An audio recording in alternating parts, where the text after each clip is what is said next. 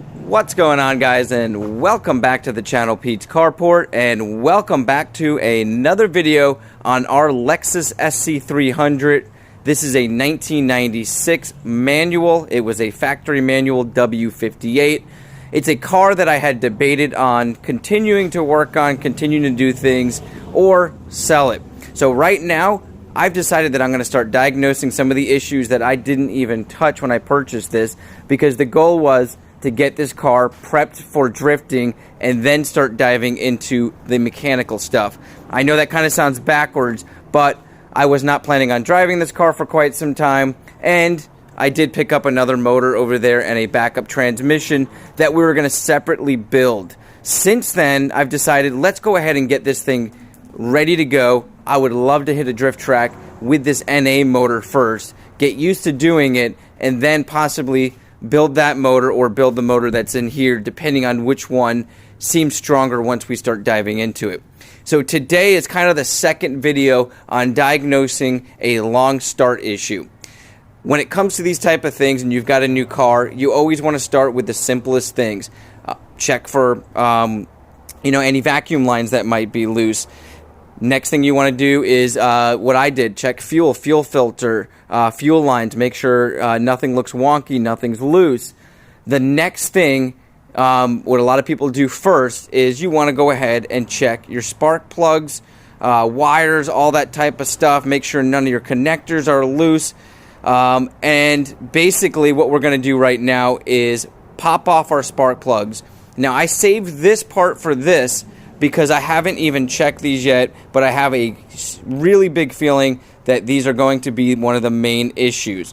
So let's go ahead and pull one of the spark plug wires and check to see if we have any issues, oil in there or anything like that.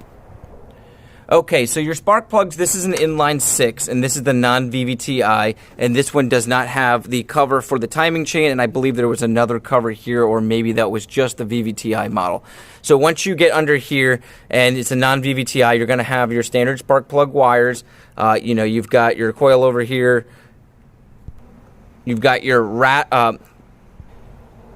cap and rotor over here with your wires, and then those lead to your spark plugs right down the center. Alright, so to access our spark plugs and the spark plug wires, you're going to need to remove the timing chain cover here. Now, I believe on these cars too, I know the VVTIs have a plastic cover here, but I believe these ones have a cover down the center, which you're going to have to take off the bolts, and I believe the bolt holes here are what access that. And then you've got your cap and rotor here, since this is the non-coil pack version, and you can access the spark plug wires right here. Under there is going to be your spark plugs. So let's go ahead and pull out one of these wires and see what we're looking at. My suspicion, because of just the way that it's starting up and basically misfiring at the beginning, is we are going to have some sort of valve cover leak and possibly oil down in there. So let's go ahead and take a look. We'll go ahead and pull one of these wires out and take a look at the end here, and we can see there's definitely oil on there. And my suggestion when you see that is automatically it's going to be a valve cover leak. It's hard to see down in. So I went ahead and grabbed a light. Let me see if I can get that down in there for you guys, because there is a pretty nasty puddle of oil right on top of our spark plug, as you guys can see there. So that's pretty much telling me that we're going to have to pull our throttle body off, all this off, in order to access basically spark plugs and your valve cover. So you might as well do them both at that time if you've noticed any seepage into there. Now, if you really wanted to, you could swap the spark plugs out just to see if that's your issue, if you're having the same issue as me, but they most likely are going to fail out in a very short time since there's oil seepage going into there. So what I'm going to do is I'm going to walk you guys through as quick as I can how to take off all of this, access your spark plug, remove your valve cover, and replace your valve cover gasket. So before we get started, I grabbed a light. I'm going to show you guys on my other motor exactly what's going on. So if you look here, you've got your spark plugs down in there, and then along here you've got what would be a gasket. And so basically oil is churning up in here and unfortunately leaking down into there and kind of shorting out your spark. that is most likely the complete culprit to the starting issue. So let's jump over to the car and I'll show you guys exactly how we can tackle this job. It looks like a lot, but it's really not. Just take your time, make sure you label things, and do one step at a time. So stay tuned. We're going to step over to the car and pull it apart. Okay, so after loosening this up, you want to go to these here. Now, normally you're going to want to use a screwdriver to pry these. Whoever did this before broke a lot of the clips, so this comes off very easily. Now, you do want to label these so you can easily put them back. I am videotaping it, so that's what I'm going to use as reference. That is also a good way to do this, or finding a video online. This one here is going to come off the same way. Like I said, these were broken. You can see mine is very broken here, but it still functions, still works. So pull those off, set them off to the side, and then we're going to move on to the next thing. So next up is going to be your throttle cable. So you're going to have your cruise control, which is this one right here. And what you do is you pull back here, and you'll see that cable get loose, and you just basically slide this out like that. So you've got a little like hammer looking pin on there. You're going to let that kind of slide back in, so you can let that fall there. This is your standard throttle cable. It's going to come off exactly the same way, except that it's located up underneath. And so you're going to have to pull that, slide your cable, and take it out just like you did the other side. And now that one's loose. All right, now that we got that, we are going to want to loosen the bolts on here so we can pull this out. And same thing over here. We're going to loosen that and pull that out. That way, we take this throttle body off, those cables will be disconnected.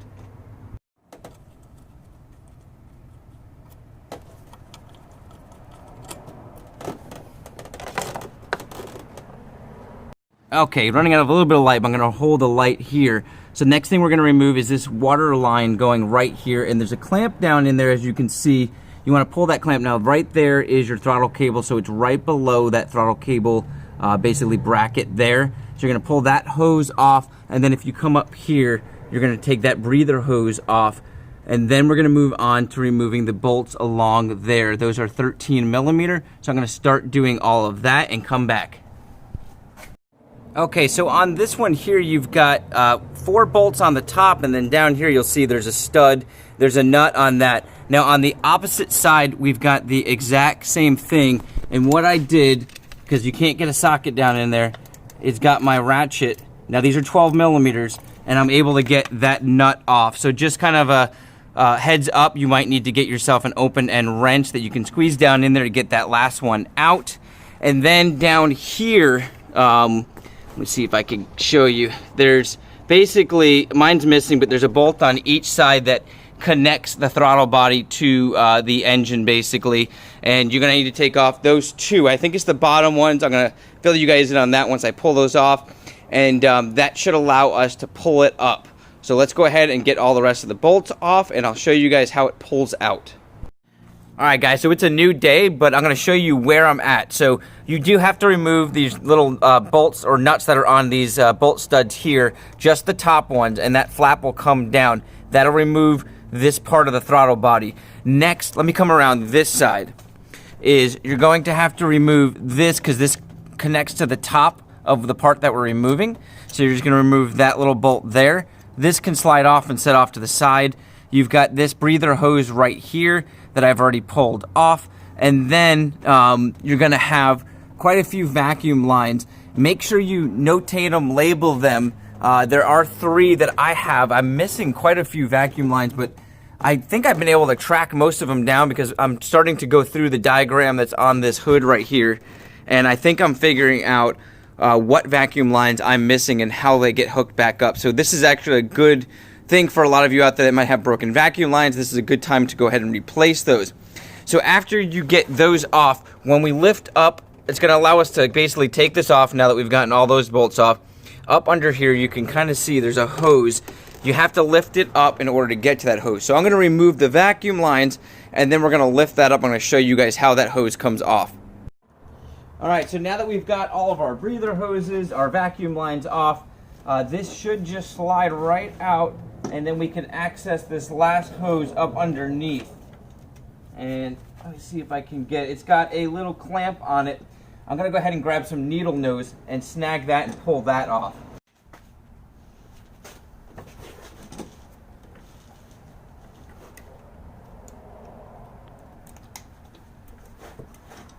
And that is it.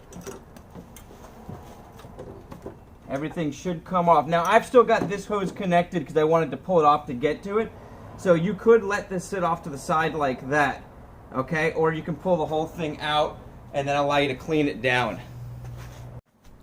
Okay, so next step is going to be to remove our spark plug wires. I'm going to go ahead, I took a Sharpie, I'm going to label these 1, 2, 3, 4, 5, and 6.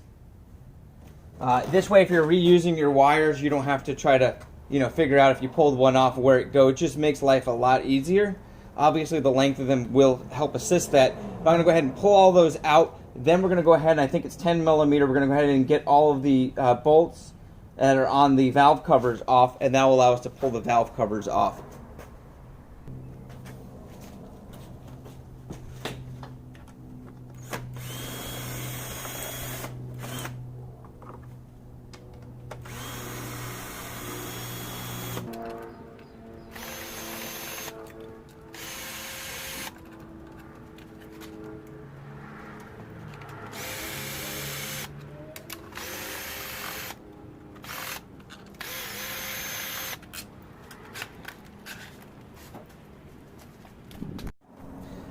Alright, so down the middle there's a kind of cover thing. This one's broken, and it basically attaches on 2 studs here, 2 studs at the end. I'm not going to put this back on, but what that does is it basically covers, covers the spark plug area.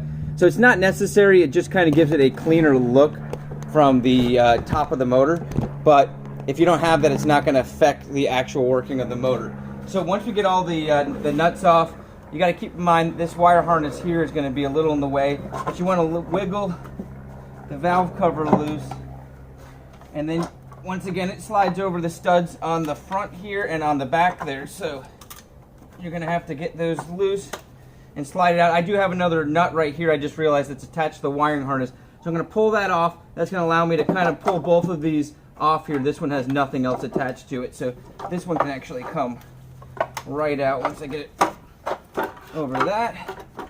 And so we're going to pull those off and set those off to the side because we're going to be cleaning those down and removing the gasket.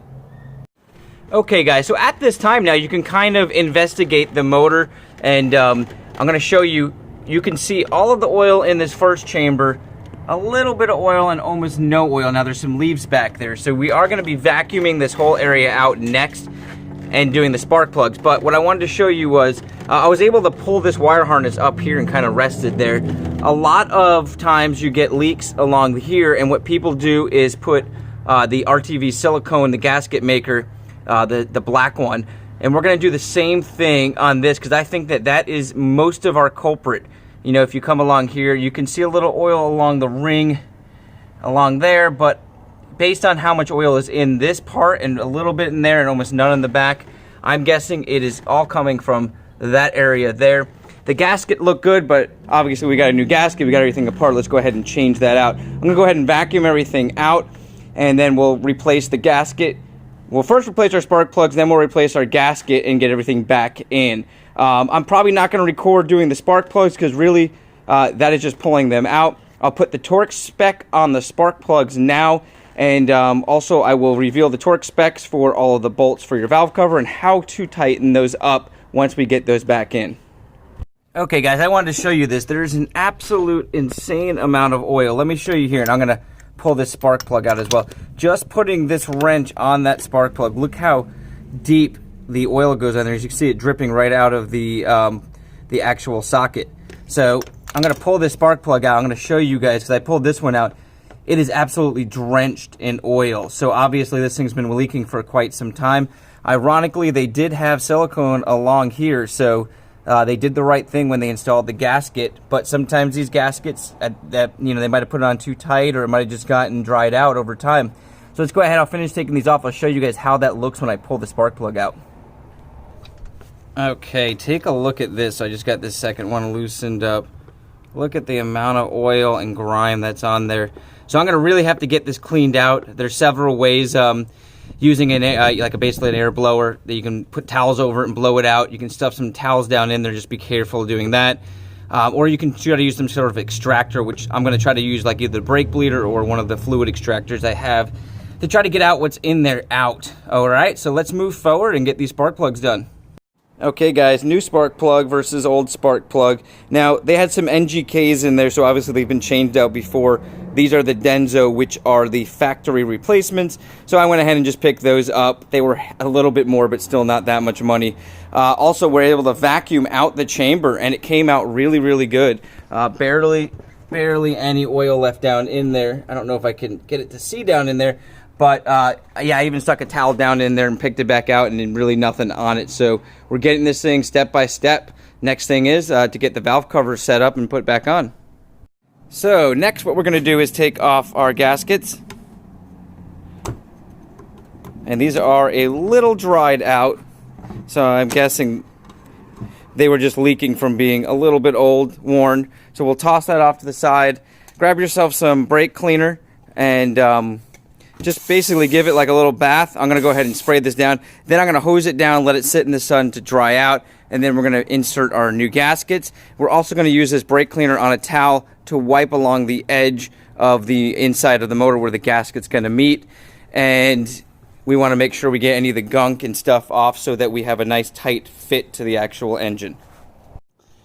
Okay guys, so here is the gaskets. This is a Felpro VS50669R. I picked this up from Advanced Auto just to give you a heads up. And it ironically came with 3 gaskets. And I found other people that had ordered this said the same thing. So there is specific gaskets for each side. And the way you know is because the thinner lip is going to go into the groove here, which only allows you to have your little hooks here for that. Now this is going to be an opposite gasket, so your little basically around the bolt pattern here, that little lip is going to go on one side. So you got 2 for this side and 1 for this. I don't know why.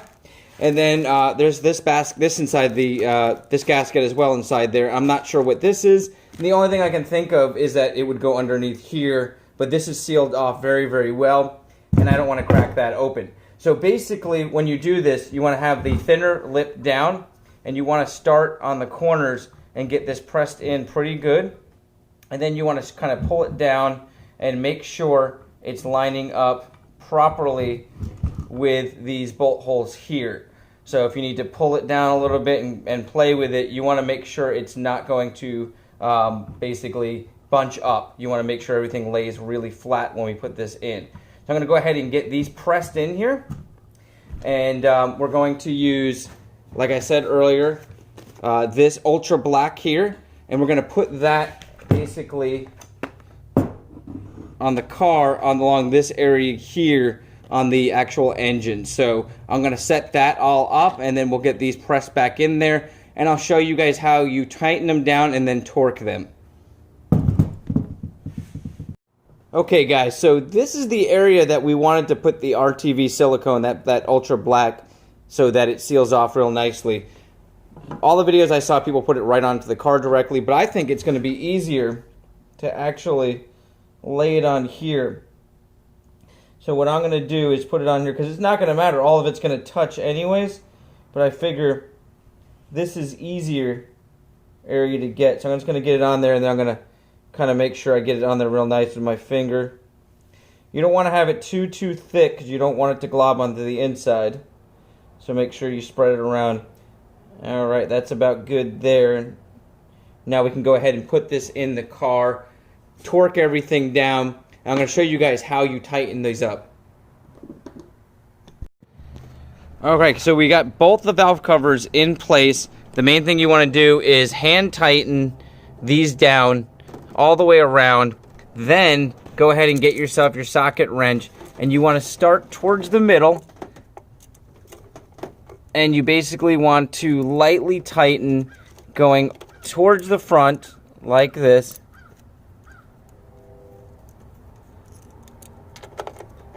And then working to your front, and then the back too. Once you get those, you want to keep going till you get them to where they're kind of snug.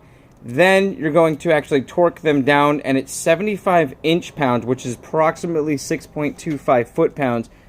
So I think one of the main things that people do is over-tighten these valve covers, and that causes, you know, yeah, first off, they don't use a torque wrench, so you have tighter spots that cause the gasket to actually separate and causes the gasket to actually leak. So make sure you do it in this process so that you don't over tighten one area and then you torque it down, and you want to make sure you don't over tighten these, because this will seal up nicely and you will have a nice gasket on there for a long time. I'm going to go ahead and finish this up. We're going to start putting everything back together and we're going to start her up. So last thing I wanted to mention is I'm going to go ahead and clean down this here with some brake cleaner and a towel. And this is where your manifold connects on that end there. You can reuse the gasket. It's a metal gasket with a rubber seal, and it should be pretty good. Now, if yours is bent or warped, you do want to replace it, but mine's good, so I'm going to go ahead and just clean this down, and we're going to reseal it back up. Alright guys, so everything's all tightened up, and I couldn't be more happy. This was not an easy job by any means. With the right tools and a little bit of patience, this is not that bad. I would say about a 7 out of 10 on the difficulty scale, but if you just take your time, it can be very easily done. And I did probably 2 hours total time, and that was kind of moving a little bit slower. I would say 2 to 3 hours is what you really need to finish this job off.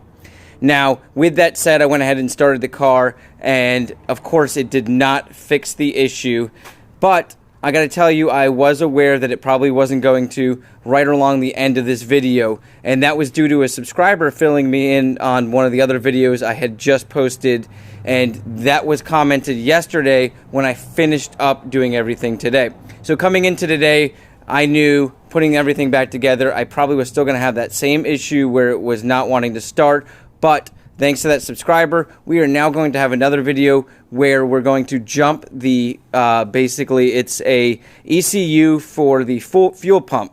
So Toyota put it in. From what I've read online, it was used to basically elongate the life of the fuel pump, as well as a safety, basically a safety precaution for the car during malfunctions and so forth. So there is a bypass to it, or you can replace it completely. I want to bypass it just to see if that's the issue, and eventually down the road possibly replace it. It is not a requirement to start or drive, but it is a safety feature that they have installed. So that'll be on the next video. You guys, I appreciate you watching. Thanks for chiming in. I really appreciate the comments, the fill-ins, and those that have helped me out along the way. And all you new subscribers, make sure you follow, comment, and like. That really helps me out. Have a blessed week, guys.